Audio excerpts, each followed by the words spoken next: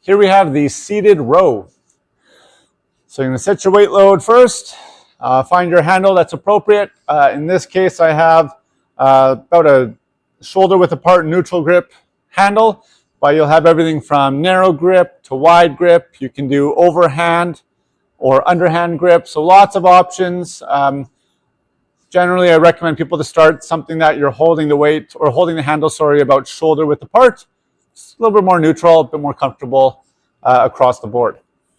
I'm going to come forward, get my hands on the handle. I have 1 foot on my foot platform or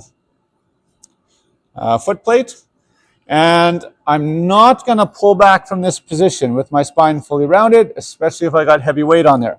So first thing is get tall through the spine, and I'm going to use this leg that's on the foot plate to push back.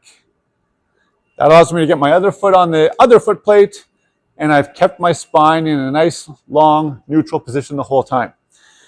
Now, the weight's trying to pull my shoulders forward or my arms forward here. I'm going to resist that by drawing the shoulder blades back.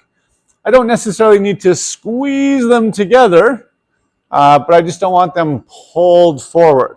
So somewhere in the middle is a neutral position for the shoulder blades. That's a great spot for them. I'm going to row or pull the handles straight back, my elbows coming back to my sides, and then control back out, stopping again when I have the shoulder blades in that neutral position, but my elbows are nice and straight. So I'm not finishing with the bent elbow position here. And then repeat. Now there's variations where maybe we get a little bit of hip involvement, even some spine movement, but generally I'm always starting with, or clients are always going to be starting with a very strict movement. So spine is neutral. I might be leaning back slightly at the hips just to manage the weight load that I'm working on. But whatever hip and spine position I start in is where I finish.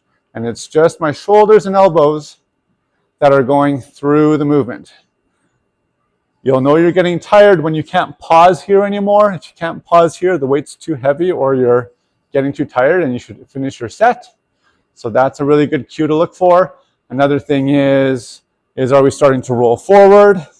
Are we starting to arch back? So all these little compensations, if you feel you're losing the strict, stable, controlled movement that you started with, then that's a good time to end the set. To finish, I'm going to bring 1 foot down, or I could keep them both there and just let the weight pull me forward.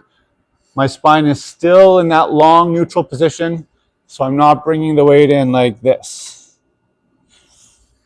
So I come in, lower the weights, drop the handles, and then grab some water. That's our seated row.